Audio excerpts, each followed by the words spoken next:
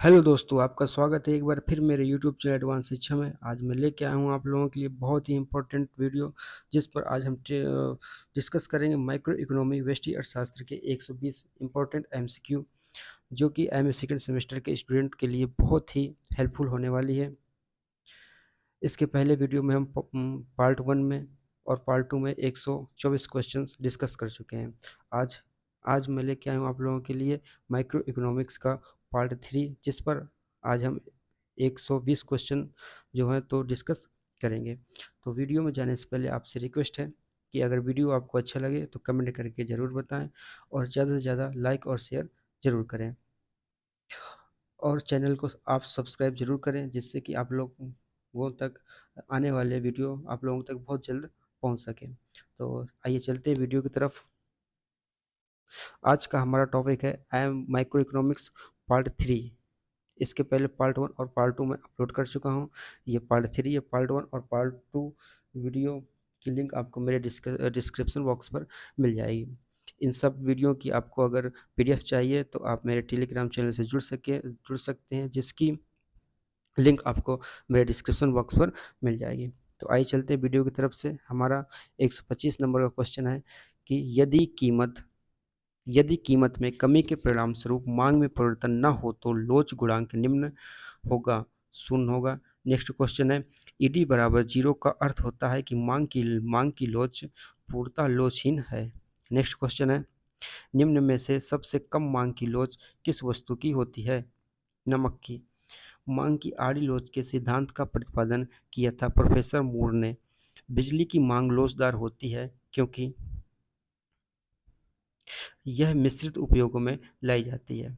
यदि आय में वृद्धि के साथ मांग कम हो जाए तो वस्तु की आय लोच निम्न प्रकार की होगी, ऋणात्मक होगी। नेक्स्ट क्वेश्चन है हमारा एक वस्तु की कीमत में परिवर्तन के परिणाम स्वरूप जब दोनों वस्तुओं की मांग घटती है या बढ़ती है तो मांग की तिरछी लोच निम्न होती है, ऋणात्मक होती है। नेक्स्ट क्वेश्चन है यदि आय लोच अधिक है तो वस्तु इस रूप की होगी, विलासिता की होगी। यदि उपभोक्ता की आय में 1% वृद्धि होती है और परिणाम स्वरूप वस्तु की मांग में 5% वृद्धि होती है तो मांग की आय लोच गुणांक क्या होगी?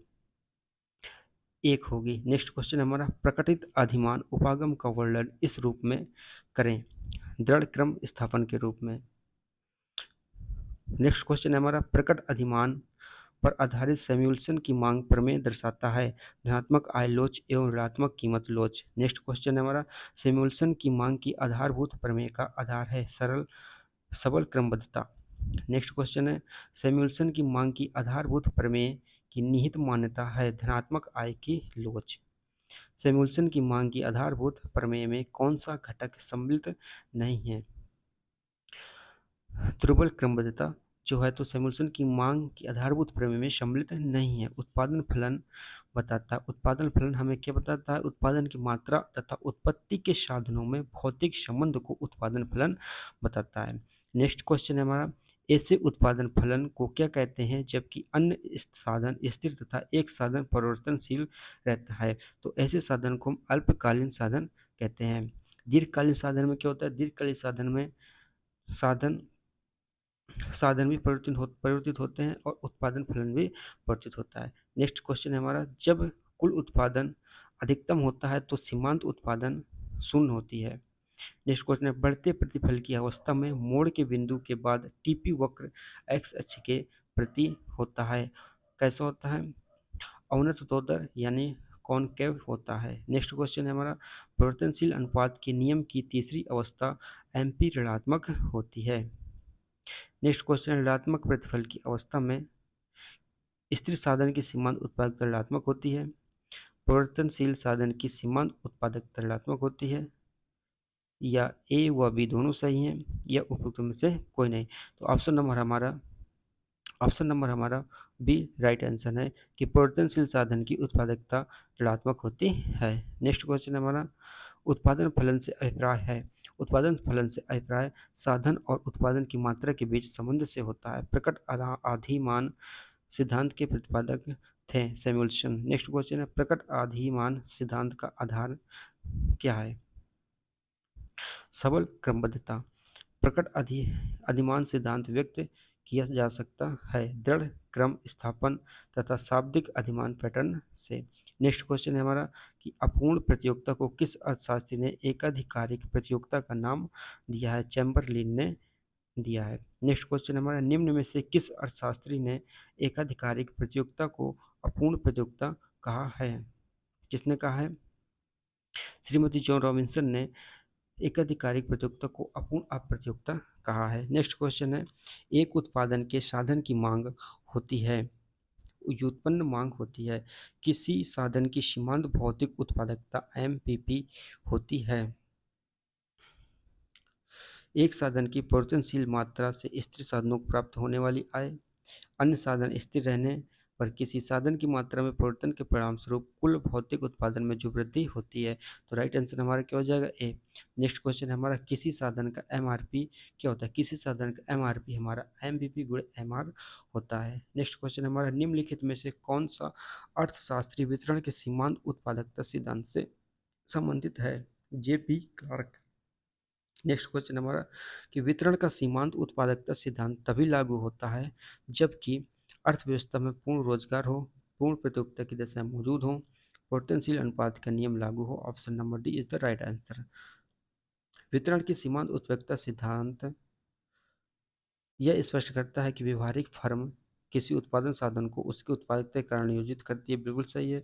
एक समान उत्पादन है और उसके माध्यम से सभी साधनों के परिश्रमकों की व्याख्या की जा सकती है। नेक्स्ट नंबर हमारा यह स्पष्ट करता है कि उत्पत्ति के साधनों की कीमत निर्धारण का आधार सीमांत उत्पादकता है। तो option number D is the right answer उपयुक्त सभी। नेक्स्ट क्वेश्चन है हमारा सीमांत उत्पादकता सिद्धांत किसी भी साधन के परिश्रमिक को उसके कुल उत्पादन में किए गए अंशदान में जोड़ देता है। सीमांत उत्पादकता सिद्धांत की निम्न में से कौन सी मान्यता सही है जिस पर कि यह सिद्धांत आधारित है? पूर्ण रोजगार की स्थिति, प्रत्येक साधन की सभी इकाइयों का समरूप होना, साधन बाजार तथा वस्तु बाजार दोनों में पूर्ण प्रतियोगिता का होना। Option number D is the right answer. Next question हमारा यदि साधन बाजार में पूर्ण प्रतियोगिता विद्यमान है तो एक फर्म की साम्य की स्थिति क्या होगी? तो एक फर्म के साम्य की स्थिति एमएफसी बराबर एमआरपी बराबर एएफसी होगी। नेक्स्ट क्वेश्चन है हमारा वितरण किया जाता है, वितरण जो है कुल संपत्ति का किया जाता है। वितरण में प्रत्येक उत्पादक का उसका भाग दिया जाता है सीमांत उत्पत्ति के आधार पर। नेक्स्ट क्वेश्चन है एमआरपी तथा एमआरपी वक्र, एजीआरपी तथा एएनआरपी वक्रों को उनके निम्नतम बिंदु पर काटता है, गलत है। उच्चतम बिंदु पर काटता है, बिल्कुल गलत है। निम्नतम तथा उच्चतम बिंदुओं के बीच काटता है।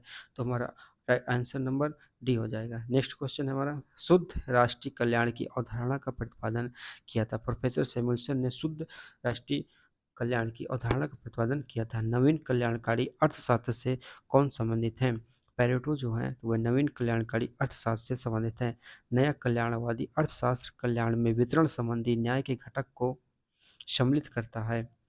कल्याणकारी अर्थशास्त्र की प्रकृति आदर्शात्मक विज्ञान होती है।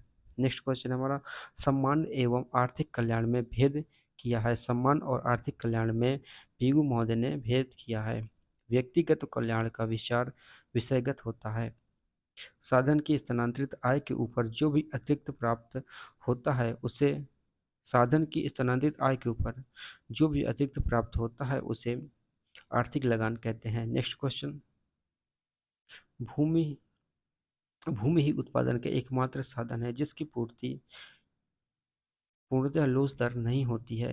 नेक्स्ट क्वेश्चन है अर्थशास्त्र में सीमांत भूमि से तात्पर्य उस भूमि से है जिस पर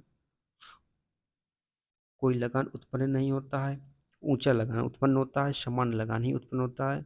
तो ऑप्शन नंबर डी इसमें से कोई नहीं। लगान उस समय उत्पन्न होता है जबकि भूमि गतिशील हो, समस्त भूमि उपजाऊ हो, भूमि की पूर्ति पूर्णतः लोचदार, उपयुक्त में से कोई नहीं। आर्थिक लगान तथा कुल लगान के अंतर को स्पष्ट कीजिए। आर्थिक लगान और जो कुल लगान होते हैं उनके अंतर को किस प्रकार स्पष्ट? आर्थिक लगान कुल लगान का एक भाग होता है। कुल लगान में कौन कौन से तत्व सम्मिलित किए जाते हैं?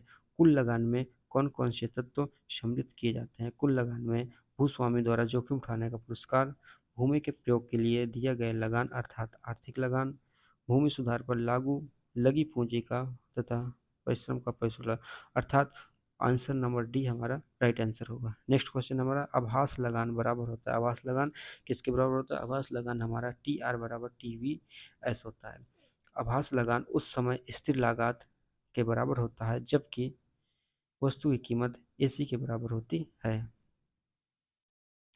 भूमि दीर्घकाल में भी आभास लगान उत्पन्न कर सकती है क्योंकि भूमि की मात्रा का अल्पकाल में नहीं बढ़ाया जा सकता। भूमि मानवीय साधन है, भूमि की मात्रा को अल्पकाल में नहीं बढ़ाया जा सकता है। तो आंसर नंबर डी भूमि की प्रकृति की देन है। नेक्स्ट क्वेश्चन, आभास लगान कब उत्पन्न होता है? अल्पकाल की स्थिति में आभास लगान हमारा उत्पन्न होता है। आभास लगान से तात्पर्य होता है, आभास लगान से तात्पर्य उत्पत्ति के स्थिर साधनों के प्रतिशोषण से होता है, बिल्कुल नहीं। भूमिपति के परितोषण से होता है, बिल्कुल नहीं। साहसी लाभ के लाभ से होता है, बिल्कुल नहीं। इसका राइट आंसर होता है इनमें से कोई ऑप्शन सही नहीं है। आभास का लगान का सूत्र होता है, आभास के लगान का सूत्र टी आर बराबर T R minus T V S होता है। नेक्स्ट क्वेश्चन है, आभास लगान का संबंध होता है, आभास लगान का संबंध अल्पकाल से होता है। आभास लगान शब्द सर्वप्रथम प्रयोग किया गया था, मार्शल महोदय ने आभास लगान शब्द का प्रयोग सर्वप्रथम किया था। आधुनिक लगान सिद्धांत के प्रतिपादक है, आधुनिक लगान सिद्धांत के प्रतिपादक रॉबिन्सन महोदय जी हैं। अनाज इसलिए महंगा नहीं है कि लगान दिया जाता है, वरन लगान इसलिए दिया जाता है क्योंकि अनाज महंगा है। यह कथन किसका है? यह कथन हमारा रिकार्डो महोदय का है। उन्होंने रिकॉर्ड कर दिए थे, उन्होंने इस बात को रिकॉर्ड किया कि अनाज इसलिए महंगा नहीं है कि लगान दिया जाता है, वरन लगान इसलिए दिया जाता है क्योंकि अनाज महंगा है। नेक्स्ट क्वेश्चन, लगान का आधुनिक सिद्धांत क्या है? लगान का आधुनिक सिद्धांत श्रीमती जॉन रॉबिन्सन जी ने दिया है। वास्तविक मजदूरी पर प्रभाव पड़ता है, रुपए की क्रय शक्ति पर। नेक्स्ट क्वेश्चन है हमारा, मजदूरी की अधिकतम सीमा निर्धारित करने वाला तत्व होता है। श्रमिक की सीमांत उत्पादकता जो होती है वह मजदूरी की अधिकतम सीमा निर्धारित करती है। नेक्स्ट क्वेश्चन है, नगद मजदूरी पूर्ववत रहते हुए मूल्य वृद्धि होने से सफल मजदूरी घटेगी। नेक्स्ट क्वेश्चन है हमारा, आधुनिक अर्थशास्त्रियों के अनुसार श्रम संघ मजदूरी में वृद्धि कर सकता है। जब सौदेबाजी एक संघ और एक सेवा योजक के मध्य होती है तो इसे कहते हैं एक संयंत्र सौदेबाजी। क्या कहते हैं इसे? एक संयंत्र सौदेबाजी कहते हैं। श्रम की मांग कहलाती है, श्रम श्रम जो होता है हमारा, तो श्रम की मांग व्युत्पन्न मांग कहलाती है। नेक्स्ट क्वेश्चन है, श्रम के प्रति श्रम के पूर्ति वक्र के पीछे की ओर मुड़ने का यह अभिप्राय ऊंची मजदूरी दर पर श्रमिक कम समय काम के लिए तैयार होते हैं। नेक्स्ट क्वेश्चन है हमारा, पूर्ण प्रतियोगिता की स्थिति में होता है एम डब्ल्यू बराबर होता है ए डब्ल्यू के। नेक्स्ट क्वेश्चन है, अपूर्ण प्रतियोगिता में साम्य की दिशा में होता है ए डब्ल्यू छोटा होता है एम आर पी से। नेक्स्ट क्वेश्चन है हमारा, बाएं से दाएं नीचे की ओर ढालू श्रम का वक्र होता है। मजदूरी की दर और श्रम की मांग एक ही दिशा में चलते हैं। मजदूरी के लौह नियम का प्रतिपादन किसने किया था? मजदूरी के लौह नियम का प्रतिपादन किसने किया था? एडम स्मिथ जी ने लौह लौह नियम का प्रतिपादन किया था। मजदूरी कोष सिद्धांतों के प्रतिपादक हैं, मजदूरी कोष सिद्धांतों के प्रतिपादक जे एस मिल महोदय हैं। नेक्स्ट क्वेश्चन है हमारा, मजदूरी का जीवन निर्वाह सिद्धांत बताता है कि दीर्घकाल में श्रम की पूर्ति वक्र होता है। पूर्णतः लोचदार कैसी होती है? पूर्णतः लोचदार होती है। श्रम पूर्ति वक्र, श्रम पूर्ति जो वक्र होता है वह एक सीमा तक पूर्ति वक्र जैसा होता है, फिर बाईं से बाईं ओर से दाईं ओर मुड़ जाता है। नेक्स्ट क्वेश्चन हमारा, श्रम का मांग वक्र एक समान मांग वक्र की भांति होता है। नेक्स्ट क्वेश्चन है हमारा, कीन्स के ब्याज सिद्धांत को किस नाम से जाना जाता है? कीन्स के ब्याज सिद्धांत को कीन्स महोदय के ब्याज सिद्धांत को किस नाम से जाना जाता है? इसे हम तरलता पसंदगी सिद्धांत से के नाम से जानते हैं। ठीक है। नेक्स्ट क्वेश्चन हमारा, कि कुल ब्याज में कौन सा तत्व सम्मिलित किया जाता है? शुद्ध ब्याज और जोखिम का भुगतान, ये दोनों सम्मिलित किए जाते हैं। कुल ब्याज में कुछ कार्य संपादन उद्देश्य से की गई मुद्रा की मांग मुख्य रूप से निर्भर करती है आय के वर्तमान स्तर पर निर्भर करती है। नेक्स्ट क्वेश्चन है, उधार देय कोष सिद्धांत का प्रतिपादक किसे कहा गया है? विक्सेल को उधार देय कोष सिद्धांत का प्रतिपादक कहा गया है। इसको हम इस प्रकार याद कर सकते हैं, उधार देना एक विष के समान होता है, तो अर्थात उधार देय कोष विक्सेल महोदय ने दिया है। नेक्स्ट क्वेश्चन है, घटनाओं का पूर्वानुमान करके लाभ कमाने की प्रवृत्ति को कहते हैं, सट्टा उद्देश्य कहते हैं। घटनाओं का पूर्वानुमान करके लाभ कमाने की प्रवृत्ति को सट्टा उद्देश्य कहते हैं। नेक्स्ट क्वेश्चन हमारा, सरकार या केंद्रीय बैंक द्वारा वास्तविक मुद्रा की पूर्ति को किन्स के अनुसार कहते हैं? मुद्रा की पूर्ति करना कहते हैं। हमारा नेक्स्ट क्वेश्चन है, अब नेक्स्ट क्वेश्चन जाने से पहले से आपसे रिक्वेस्ट है कि चैनल को लाइक, सब्सक्राइब और कमेंट जरूर करें। वीडियो अच्छा लगा हो तो अपने फ्रेंड्स तक जरूर शेयर करें, जिससे कि उन तक जल्दी से जल्दी अपलोड की हुई वीडियो की सूचना पहुंच सके और वो आगामी एग्जाम में अच्छे से मार्क्स कर सकें। तो आइए चलते हैं नेक्स्ट क्वेश्चन की ओर। इन सब वीडियो की पीडीएफ पाने के लिए आप टेलीग्राम लिंक से जुड़ सकते हैं, जिसकी लिंक आपको डिस्क्रिप्शन बॉक्स पर मिल जाएगी। तो हमारा नेक्स्ट वीडियो है, नेक्स्ट क्वेश्चन है हमारा कि तरलता जाल कहलाता है, तरलता जाल क्या कहलाता है? तरलता जाल, तरलता अधिमान वक्र का वह भाग जो एक्स अक्ष के समांतर होता है। नेक्स्ट क्वेश्चन है कि कीन्स के ब्याज को किस नाम से जाना जाता है? तरलता पसंदगी सिद्धांत के नाम से जाना जाता है। उधार देय कोषों को मांग वक्र होता है, ऋणात्मकता ढाल वाला होता है। ऋण योग्य कोष की मांग में सम्मिलित है विनियोग, उपभोग एवं संचय। नेक्स्ट क्वेश्चन हमारा, किन्स के अनुसार ब्याज का संबंध सट्टा उद्देश्य से होता है? ब्याज का आधुनिक सिद्धांत प्रस्तुत किया है। ब्याज का आधुनिक सिद्धांत हिक्स और हेंसन महोदय ने प्रस्तुत किया है। लाभ होता है, लाभ हमारा अनिश्चित अवशेष होता है। सकल लाभ है, सकल लाभ हमारा क्या होता है? कुल आगम माइनस कुल स्पष्ट लागत, ये हमारी सकल लाभ होता है। नेक्स्ट क्वेश्चन हमारा, लाभ की अनिश्चितता, लाभ के अनिश्चितता वहन सिद्धांत का प्रतिपादन किया था। इसका प्रतिपादन क्लार्क महोदय ने किया था। हमारा नेक्स्ट ऑप्शन है, निम्न में से सही है। निम्न में से क्या? कुल लाभ बराबर कुल आगम माइनस स्पष्ट लागतें माइनस अस्पष्ट लागतें, या कुल लाभ बराबर आर्थिक लाभ बराबर माइनस अस्पष्ट लागतें, कुल लाभ बराबर कुल आगत माइनस स्पष्ट लागतें, अर्थात ऑप्शन नंबर डी हमारा राइट आंसर है। नेक्स्ट क्वेश्चन हमारा, लाभ के नौ परिवर्तन सिद्धांत प्रतिपादन किया था। प्रोफेसर सुपीटर ने लाभ के नौ परिवर्तन सिद्धांत का प्रतिपादन किया था। क्लार्क के अनुसार लाभ उत्पन्न होता है, समाज के परिवर्तनों के कारण लाभ उत्पन्न होता है। नेक्स्ट क्वेश्चन हमारा, लाभ का नौ परिवर्तन सिद्धांत का प्रतिपादन करने वाला अर्थशास्त्री था सुपीटर। कौन था? सुपीटर। नेक्स्ट क्वेश्चन है हमारा, प्रोफेसर सुपीटर के अनुसार लाभ नवीन आविष्कारों के कारण निम्न को प्राप्त होता है। प्रयोगकर्ता को, किसको प्राप्त होता है? प्रयोगकर्ता को। लाभ दरों में असमानता का कारण होता है योग्यता भिन्नता, जोखिम में अंतर होना, प्रावेगिक परिवर्तन होना, इनमें से कोई नहीं। सकल लाभ के अंग कौन कौन से होते हैं? सकल लाभ के अंश साहसी के 100 साधनों का प्रतिफल, ये नहीं होता है, इनमें से कोई नहीं है। नेक्स्ट क्वेश्चन की ओर चलते हैं कि निम्न कथनों में से कौन सा कथन सही है? लाभ अनिश्चितता उठाने का पुरस्कार होता है, ऑप्शन नंबर बी हमारा राइट आंसर है। नेक्स्ट क्वेश्चन है, सकल लाभ होता है, सकल लाभ हमारा कुल आय बराबर स्पष्ट लागतें होती हैं। कुल आय बराबर क्या होता है? कुल आय बराबर स्पष्ट लागतें होती हैं। हमारा नेक्स्ट क्वेश्चन है, अनिश्चितता वहन करने का लाभ सिद्धांत के प्रतिपादक कौन है?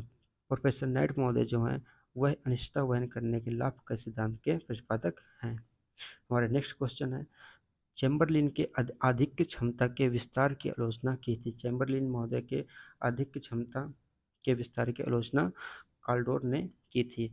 पूर्ण प्रतियोगिता में एक फर्म की वस्तु का मांग वक्र पूर्णतः लोचदार होता है। नेक्स्ट क्वेश्चन है हमारा, पूर्ण प्रतियोगिता के अंतर्गत AR बराबर MR होता है। पूर्ण प्रतियोगिता वाले बाजार में व्यक्तिगत क्रेता अथवा विक्रेता विशेष महत्व नहीं होता है। पूर्ण प्रतियोगिता में एक फर्म के लिए MR बराबर होना चाहिए AR के। नेक्स्ट क्वेश्चन है हमारा, एकाधिकार में वस्तु का कोई निकट स्थापन नहीं होता है। नेक्स्ट क्वेश्चन हमारा, अपूर्ण प्रतियोगिता का विचार प्रस्तुत किया है। जॉन रॉबिन्सन ने अपूर्ण प्रतियोगिता का विचार प्रस्तुत किया है। नेक्स्ट क्वेश्चन हमारा, जब किसी वस्तु का क्रय या विक्रय किसी एक क्षेत्र या स्थान तक ही सीमित रहता है तो उसे कहते हैं स्थानीय बाजार। ओके, तो स्टूडेंट्स यहाँ तक हमारे 120 प्लस क्वेश्चन पूरे हो चुके हैं। ये माइक्रो इकोनॉमी का पार्ट 3 था। इसके पहले पार्ट 1 और पार्ट 2 चैनल में अपलोड हो चुके हैं। जिन्होंने न देखा हो तो वो वीडियो जाकर देख लीजिए। और वीडियो के अंत में आपसे रिक्वेस्ट है कि चैनल को सब्सक्राइब और लाइक ज़रूर करें। तो इसके बाद हम मिलते हैं अगले पार्ट 4 में। जब तक के लिए धन्यवाद।